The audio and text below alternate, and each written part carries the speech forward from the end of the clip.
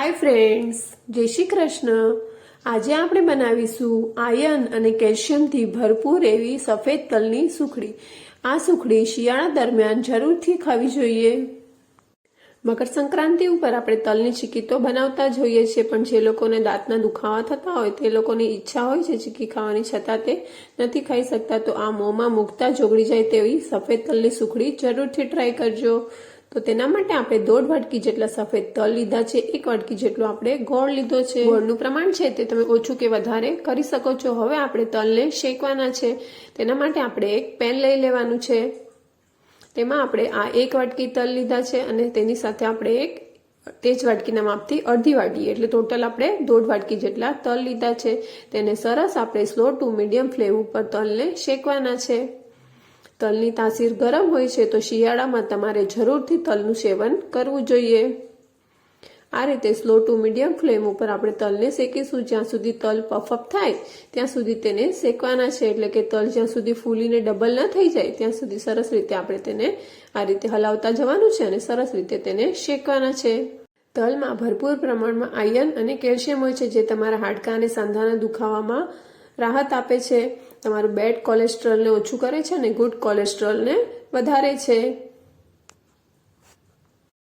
તલનું સેવન કરવાથી તમારા દાંત અને પેઢા પણ મજબૂત બને છે, વાળ પર વાળની ગ્રોથ પણ વધે છે અને સ્કિન પર એક સરસ શાઇન પણ આવે છે, સ્કિન પણ સરસ રીતે ગ્લો કરે છે। તો તમારે શિયાળા દરમિયાન તલનું સેવન જરૂરથી કરવું જોઈએ। મકર સંક્રાંતિ ઉપર આપણે તલની ચીકી તો બનાવતા જ હોઈએ છીએ। ઘણા વડીલોને દાંતમાં દુખાવા થતા હોય છે, તો તે તલની ચીકી નથી ખાઈ શકતા, પણ આ મોંમાં મૂકતા જ ઓગળી જાય તેવી સફેદ તલની સુખડી ક્યારેય તમે ન બનાવી હોય તો આ ઉત્તરાયણ પર જરૂરથી ટ્રાય કરજો। બહુ જ સરસ સુપર સોફ્ટ સુખડી તૈયાર થાય છે। જો તમે જોઈ શકો છો કે આપણા તલ છે તે સરસ રોસ્ટ થવા માંડ્યા છે। આ રીતે હલાવતા રહેશો અને આ રીતે ઉપર નીચે કરતા જવાનું છે, જેથી કરીને નીચે કોઈ તલ છે તે કાચા ના રહી જાય। આટલા તલને શેકતા લગભગ તમને 8 થી 10 મિનિટનો સમય લાગી જશે। જો તલ કાચા રહી જાય તો તમને એમ થશે કે તલની સાની ખાતા હોય એવી કચાશ આવશે, એટલે તલને સરસ રીતે રોસ્ટ કરવા જરૂરી છે।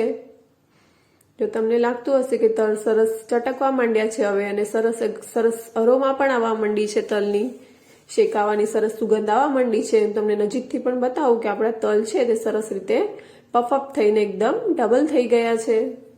જો તમને મારી રેસીપી ગમતી હોય તો એક લાઈક કરી દેજો અને ચેનલ પર નવા હોય તો ચેનલને સબસ્ક્રાઇબ કરવાનું ભૂલતા નહીં। જો તમે જોઈ શકો છો કે તલ છે તે સરસ રીતે પફઅપ થઈ ગયા છે અને બધા જ તલ છે તે સરસ રીતે શેકાઈ ગયા છે। જો તમને ખબર ના પડતી હોય કે તલ શેકાયા છે કે નથી શેકાયા, તો તમે આ રીતે જોશો તો થોડા થોડા તલ છે તે આ રીતે ઉપર ઉડવા માંડ્યા હશે, એટલે કે ચટકવા માંડ્યા હશે, તો તમારે સમજી લેવાનું કે આપણા બધા જ તલ છે તે સરસ રીતે રોસ્ટ થઈ ગયા છે। આપણે ગેસની ફ્લેમ બંધ કરી અને તલને છે તે બીજી પ્લેટમાં કાઢી લેવાના છે, જેથી કરીને તેની જે પ્રોસેસ છે એ અટકી જાય। હવે આપણે તલને થોડી વાર માટે ઠંડા થવા દેવાના છે। થોડી વાર પછી જો આપણે જોઈએ તો તલ હજી થોડા ગરમ લાગે છે, તો આપણે તેને સરસ હજી થોડી વાર ઠંડા થવા દેશું। પછી આપણે તેને એક મિક્સર જારમાં લઈ લેવાના છે। સરસ રીતે ઠંડા થઈ જાય એટલે તેને એક મિક્સર જારમાં લઈ લેશું અને તેને આપણે ચર્ન કરવાના છે। તલની આપણે એકદમ સ્મૂથ પેસ્ટ નથી કરવાની, પણ આપણે તેને પલ્સ મોડ ઉપર બંધ ચાલુ કરતા જવાનું છે અને આ રીતનું મિશ્રણ તૈયાર થાય ત્યાં સુધી આપણે તેને ચર્ન કરવાના છે। જો હું તમને બતાવું કે આ રીતનું અધકચરું મિશ્રણ હોવું જોઈએ। આપણું મિશ્રણ તૈયાર થઈ ગયું છે। હવે આપણે એક પેન લઈ લેવાનું છે, તેમાં આપણે 1 વાટકી જેટલો સમારેલો ગોળ લેવાનો છે। ગોળનું પ્રમાણ તમે ઓછું કે વધારે કરી શકો છો। હવે આપણે તેમાં 1 ચમચી જેટલું ઘી એડ કરીશું, જેથી કરીને ગોળ સરસ રીતે મેલ્ટ પણ થશે અને સુખડીમાં એક સરસ શાઇન પણ આવશે। હવે આપણે ગેસની ફ્લેમ સ્લો કરી દેવાની છે અને સ્લો ફ્લેમ પર જ આપણે ગોળને મેલ્ટ કરવાનો છે। આપણે તેનો કોઈ પાયો તૈયાર નથી કરવાનો, પણ આપણે તેને ફક્ત મેલ્ટ જ કરવાનો છે। જો આ રીતે તમે હલાવતા રહેશો એટલે સરસ રીતે ગોળ મેલ્ટ થઈ જશે। જો ગેસની ફ્લેમ તમે હાઈ રાખશો તો ગોળનો પાયો તૈયાર થઈ જશે, તમારી સુખડી છે તે હાર્ડ થઈ જશે। એટલે ગેસની સ્લો ફ્લેમ પર આપણે આ પ્રોસેસ કરવાની છે। આ રીતે કોઈ લમ્સ થઈ ગયા હોય તો આ રીતે પ્રેસ કરીને પીગાડી દેવાના છે અને સરસ એવો ગોળ મેલ્ટ થઈ ગયો છે। હવે આપણે જે તલનું મિશ્રણ તૈયાર કરીને રાખ્યું છે તે ગોળમાં આ રીતે થોડું થોડું એડ કરતા જવાનું છે અને સરસ રીતે મિક્સ કરતા જવાનું છે। હવે આપણે બધું જ મિશ્રણ એડ કરી દઈશું અને સરસ રીતે બધું જ મિક્સ કરી લેવાનું છે। જો આ સમયે તમને એમ લાગે કે મિશ્રણ સરસ બાઇન્ડિંગ આવતું નથી તો તમે થોડું એવું ઘી પણ એડ કરી શકો છો, અથવા તો 1-2 ચમચી જેટલું પાણી પણ એડ કરી શકો છો। પણ મારું મિશ્રણ છે તે એકદમ પરફેક્ટ જ તૈયાર થયું છે। સરસ રીતે બધું મિક્સ થઈ ગયું છે। સરસ રીતે મિક્સ થઈ જાય એટલે આપણે તેને ઘીથી ગ્રીસ કરેલી થાળીમાં બધું જ મિશ્રણ લઈ લેવાનું છે।